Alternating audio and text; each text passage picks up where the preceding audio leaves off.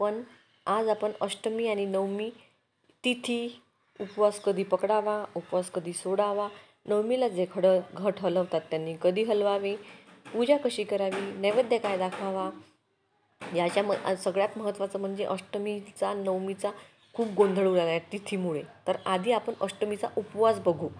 अष्टमीचा उपवास आपल्याला 11 तारखेला पकडायचा आहे, कारण सूर्याची तिथी पकडली जाते म्हणून.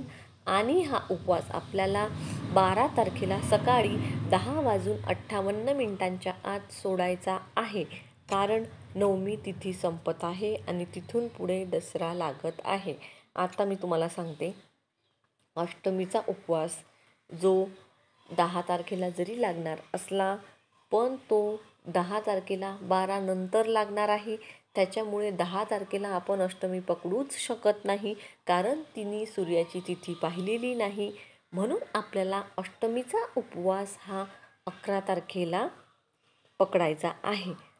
आता 11 तारखेला जो आपण उपवास पकडणार आहोत तो आपल्याला 12:06 अष्टमी संपणार आहे 11 तारखेला. पण तरीही दिवसभर आपल्याला तो उपवास करायचा आहे. कारण काय? सूर्याने तिथी बघितलेली आहे. आता नवमीचं पण तसंच झालं आहे. काय झालं आहे? 11 तारखेला नवमी आहे, पण कधी आहे ती? 12:06 आहे. म्हणजे तिने पण सूर्याची ती पाहिली का? नाही पाहिली. मग नवमीचा उपवास आपण कधी, जो नवमी आहे ती आपण कधी धरायची? 12 तारखेला. 12 तारखेला कधी धरायची? तर ती 11च्या आत संपणार आहे. म्हणजेच आता 11 तारखेला नवमी लागणार, पण ती 12 नंतर लागणार. म्हणून जो अष्टमीचा उपवास आपण पकडला तो आपल्याला नवमी तिथीमध्ये सोडायचा आहे. म्हणजेच काय? तर 12 तारखेला 10:58 आत आपल्याला सोडायचा आहे. कारण काय? तर पुढे दशमी लागणार आहे, दसरा आहे.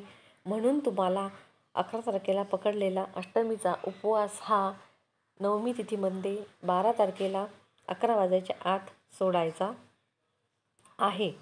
झालं असेल कन्फ्युजन क्लिअर? नसेल झालं तर मी टेक्स्ट तुमच्या समोर आहे, लिहून दिला आहे, तुम्ही त्याच्यामध्ये वाचून बघू शकता. म्हणजे तुमचं कन्फ्युजन होणार नाही. स्वतःनी वाचलेलं वेगळं पडतं, दुसऱ्यांनी सांगितलेलं वेगळं पडतं. त्याच्यामुळे मी तुम्हाला लिहून दिलेलं आहे की एक्झॅक्टली मी टायमिंगसुद्धा सांगितलं आहे, तिथीचा, तारीख सगळं आहे. आता पुढची गोष्ट अशी की घट हलवण्याआधी आपल्याला आरती करायची असते. तर कुणाकडे पुरणाचे दिवे केले जात असतील, कुणाकडे कणकेचे दिवे केले जात असतील, कुणी 9, 7, 11 ज्या पद्धतीने तुम्ही दिवे करत आला आहात त्या आमच्याकडे 9 दिवे करण्याची पद्धत आहे. आम्ही 9 दिव्यांचीच आरती लावतो. तर 9 दिव्यांचीच आरती आम्ही लावून पुरणपोळीचा नैवेद्य घटाला दाखवतो. आमच्याकडे कडकण्या, त्यानंतर करंज्या, कानवले केले जातात. 9 आम्ही हे पद्धतीने करून घटाला दाखवतो. त्यानंतर आम्ही पुरणपोळीचा नैवेद्य दाखवतो. कडकण्या, करंज्या तसं तर आम्ही अष्टमी नवमीला दाखवत असतो, पण पुरणाचा नैवेद्य आमचा हा नवमीच्या दिवशी असतो. तर आमचा घटही नवमीलाच हलवला जातो. तर आता तो जो घट तुम्हाला हलवायचा आहे तर तो घरातल्या कर्त्या पुरुषाने हलवायचा आहे. घरामध्ये कर्ता पुरुष नाही आहे. मुलांनी हलवला तर चालेल का? हो चालेल. स्त्रियांनी हलवला तर चालेल का? हो चालेल. पण घट हलवताना एक गोष्ट लक्षात ठेवायची आहे, घट हा थोडासा आधी उत्तरेकडे हलवायचा आहे. घट हलवत असताना ओम ऐं ह्रीं क्लीं चामुंडाय विच्चे, ओम ऐं ह्रीं क्लीं चामुंडाय विच्चे या 99 मंत्रणाचा जप करतच तुम्हाला तो घट हलवायचा आहे. आता आपण नवमीवाल्यांनी घट कधी हलवायचा, दशमीवाल्यांनी घट कधी हलवायचा? तर नवमीवाल्यांनी घट हा 12 तारखेला 9:54 आत हलवायचा आहे. तर दशमीवाल्यांनी 12 तारखेला दुपारी 2 नंतर घट हलवायचा आहे. आता याच्यामध्ये सरळ एकच सांगते, दिवस एकच आहे पण वेळ वेगळी आहे, तिथी वेगळी आहे. घट नवमीला जे घट हलवतात त्यांनी 12 तारखेलाच हलवायचा आहे आणि दशमीला जे घट हलवतात त्यांनी सुद्धा 12 तारखेलाच घट हलवायचा आहे. पण नवमीवाल्यांचा टायमिंग हा सकाळी 10 वाजेपर्यंतचा आहे आणि दशमीवाल्यांचा टायमिंग हा दुपारी 2 नंतरचा आहे. लक्षात आलं असेल नवमीवाल्यांनी घट कधी हलवायचा आणि दशमीवाल्यांनी. आमच्याकडे नवमीला हलवतात, त्याच्यामुळे मी सकाळी 10 वाजेच्या आत घट हलवणार आहे.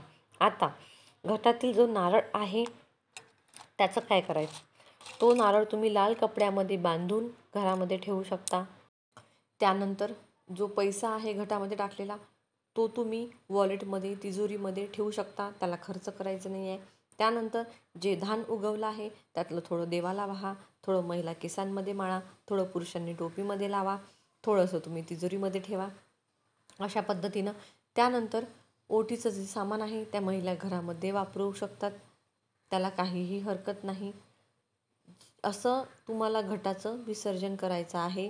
तुम्हाला माझ्या बोलण्याचं समजत नसेल तर मी तुम्हाला टेक्स्ट करून दिलं आहे, तुम्ही ते वाचून तशा पद्धतीने घटाचं विसर्जन म्हणा, अष्टमीचा उपवास कधी सोडायचा, कधी पकडायचा, त्याचबरोबर तिथी काय आहे हे सगळं वाचूनसुद्धा तुम्ही करू शकता.